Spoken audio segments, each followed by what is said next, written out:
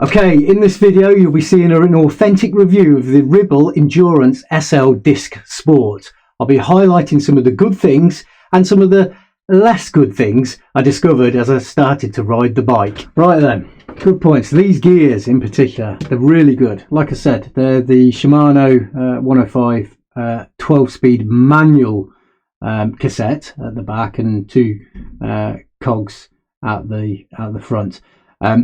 They shift really quickly and cleanly, and the indexing is very precise. Yes, I've only had the bike for a short period of time. Yes, I haven't done arguably a significant amount of miles on it, although I've done in the region around 200 miles on the bike. But nonetheless, they do shift like that, very quickly, very precise. Indexing is perfect. I've had no problems with those gears thus far. Well, maybe not quite true, but we'll come to that a little bit later. But they're good. It's a good group set. It's very clean. Spins really well with hardly any friction. Also, one of the other good points about the bike is its flexibility. Now, there is a word for this. Comment below if you know what that word is, where the frame is a little bit forgiving and flexes. That's down to the nature, I would imagine, of the construction of the frame utilised in the two T1000 / T800 carbon. Again, comment down below if you know what that is. I really don't, other than it's carbon, right? But back to the point, the frame is really forgiving. You can hug it close downhill into corners. It's got a lot of pickup when you try and travel up the hill, which incidentally is another good point to this bike. The smallest cog on the cassette, I forget the teeth number, maybe I'll put it in the description, is really good for climbing. It's not quite a granny gear, but it really is good. If you're one of these cyclists like I am that can't stand the hills and is a little bit chubby, this group set is ideal actually, because you get an advantage at both ends. Low range going up hills, and certainly top end range when you want to put the power down on the flats or even down hills, which incidentally that tiny cog, holy moly, I've got some speeds on the bike. I've got some serious speeds on the bike. Now, I'm not a pro cyclist, I'm barely an amateur cyclist, but I was getting in over 30 odd easily just on a flat, just hammering it down with little effort actually. Now, that will be in part due to the nature of the carbon frame set being light, but it is very much in part to that group set as well. Just to put that into context, I've had other road bikes, gravel bikes, mountain bikes, etc, but I find this particular bike extremely quick, really quick. The brakes, talking of speed, stopping, the brakes are brilliant. The hydraulic brakes, they're Shimano's 105s. Really responsive, to the point I was going down a road, dusk time, a car clearly didn't see me, pulled out, had to slam on the brakes, this thing just stopped. Had a little bit of a skid, so I had to feather it a bit, but it just stopped. It was instant. You know, when you need it the most, it's there. It really is. Fantastic bikes. Let me just interrupt myself here. That's enough of me going on a little bit. Let's have a look at some cool footage of me on the bike. Enjoy.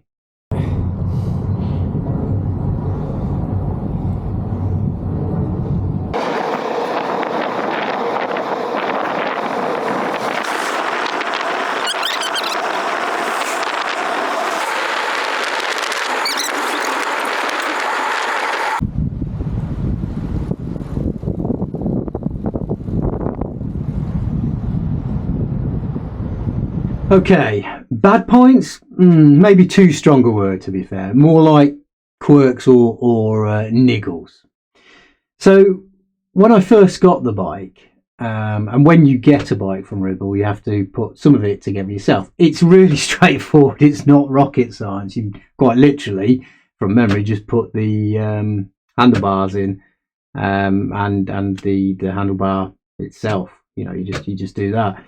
It's not a difficult job. Oh, and the seat, and it is the seat that we'll start with. So I put the seat in, adjusted it to what I felt was right for me, tightened it to the right torque settings, and then subsequently took it out for a ride some days later when the weather improved. When I started to go over a few bumps and a few holes, my seat post started to slip to the point that I had to cut short a planned ride. Ride like 5 to 8 miles with the post right at the bottom, and it felt like I was on a child's tricycle. Got it back home, double checked it, retightened, realigned it, retightened it again to the right torque, didn't tighten it. Same thing happened. Easy fix though. What I had to do is I had to get some of that fibre grip paste, for which there is a video that I'll post here that you can have a look at. And all you do is you just get that fibre grip paste, put it around the seat post. I also put a bit in the seat shaft, remarried the two together, adjusted it to my height, tightened it to the right torque, and I haven't had a problem since. However, though, when you buy a new bike, my expectation is you shouldn't have to do those type of things. Again, this is my first carbon bike, so maybe that is the norm. But it was a little bit of an annoyance, let's say. Fully resolved now, and I don't have any problems. The other thing that I noticed just looking at my list of niggles here, the handlebar and the stem seem to be just slightly misaligned. Clearly when they were building the bike at Ribble, it's just off kilter just a little bit. Now again, really easy fix. Loosen the stem bolt and just realign it, retighten it. But of course, when you buy something new straight from the factory, you would expect a high level of QA checks, so that doesn't happen. Now, I have to say, and to be fair to Ribble, I haven't wrote to Ribble complaining or explaining, because it's a simple fix that I'm more than capable of fixing myself, and I did do so. Again, I've had another Ribble bike, and I've had no problems with that whatsoever. So these things can happen, but nonetheless, a little niggle that I had. The other one I had, just looking at my list, was around the gears. Now, despite me saying the gears themselves are actually very good, they are.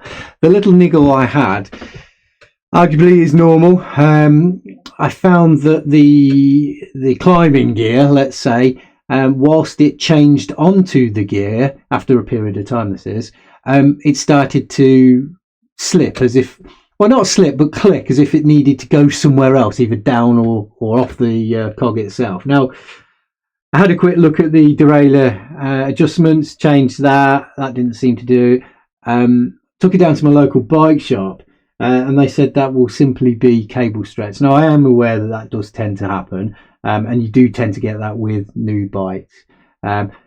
Again, though, a simple fix for me. There was a little barrel connector that I just adjusted, and it went away. So, and like I said previously, the geometry of the bike I feel is not an endurance bike. Heavily caveated with I've never had an endurance bike to compare it with, but I was expecting a more upright position when you're riding on the hoods.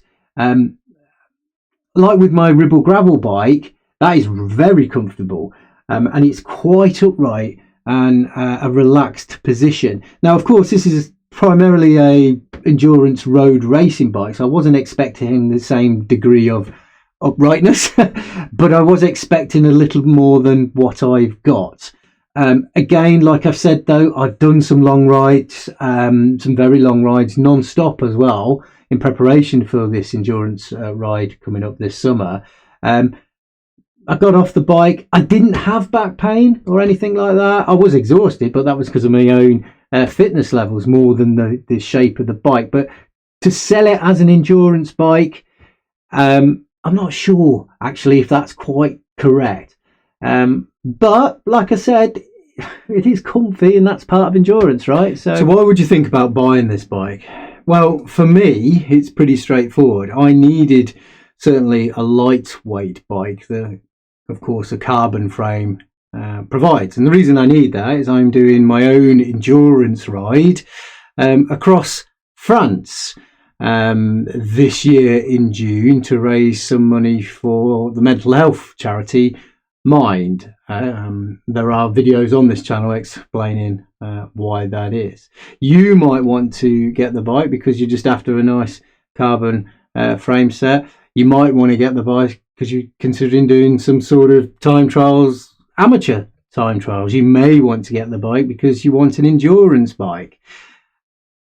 Personally, I think the title endurance is stretching it a bit too far. I think the geometry of the bike probably doesn't lend itself that well to an endurance bike for me.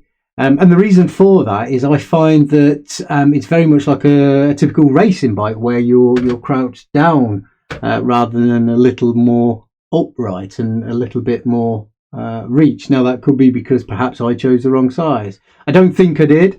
I've had that frame size before. It's been fine with Ribble as well. In fact, I've got a Ribble gravel bike, and that is a dream. That is fantastically comfy, a bit heavy, which is why I'm not taking it across France, but very comfortable to ride. This one, whilst it is comfortable to ride, like I say, I'm not sure it is an endurance bike just because of the way that it's shaped.